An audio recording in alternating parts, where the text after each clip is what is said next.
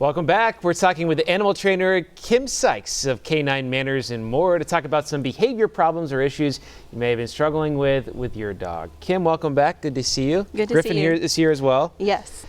So we got some questions for you today, like usual, and let's go ahead and get to it. Our first one is this. What is the best way to help calm a puppy that tears up her toys in her crate while we're gone? This is probably a very common question for people. It is, and you know, it's a safety issue as well when you're dealing with a puppy and you're dealing with safety. If they're tearing up a toy, you don't want them to consume it. So I'm very careful. I have a 4-month-old border collie puppy as well, and she is one that, boy, I'm careful what I leave with her. So she has big toys that are hard and the traditional Kong toys, and that's it. She doesn't get a soft toy or anything like that left in her crate when I can't watch her. And it can be a calming issue for them too. It is. Where they kind of need something, so it's yes. a fine balance. And it's a boredom issue because, you know, they are not sitting there watching TV or, you know, anything like that. So they, you know, get tired of sleeping and then they become destructive and their little teeth hurt and they want to chew stuff. I wish they could just take a nap. That'd be nice. Yes. Yeah. All right. Our next question. How do you stop a dog that was recently neutered from continuing trying to mount? So something maybe common in puppies. It is, unfortunately, especially the boy dogs are kind of that way. And I use a leave it, and it just means stop what you're doing and, you know, come do something else. So I cue that up with a cookie. So when I say the leave it, if they look at me, I will give a reward mark, yes, and then I'll give them a cookie.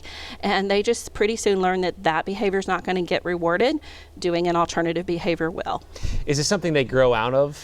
Not always, unfortunately. And not always. Neutering doesn't always solve it. So a lot of times it's a way to kind of elicit play. And, you know, what do we do when they do that? We take our hands and push. And that's a way to play with them, they believe. And just a training issue, just repeating the behavior probably. It is, and give them something else to do. Okay, all right. And then our last question is this. What can you do to help a puppy that whines loudly when you leave? Maybe when you're getting in the garage, you can hear them in the house whining. Yeah, and it's, you know, that is what a lot of people kind of believe is that beginning of that separation anxiety. So I do a lot of, you know, practice leaving. So do pick up the keys and set them down. I don't just put the puppy in the crate and leave. I will put them in the crate and do something around the house, sit and read my tablet, sit and, you know, do something, watch a TV program. So the crate doesn't mean that you're going to be there forever, doesn't mean that I'm leaving.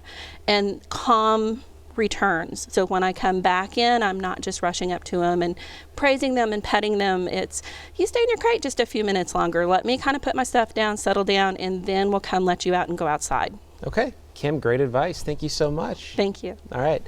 If you have a question for Kim or Mary about training your dog, just send us an email at noonshow@griffin.news. Thanks so much. We'll be right back after this break. Stay with us.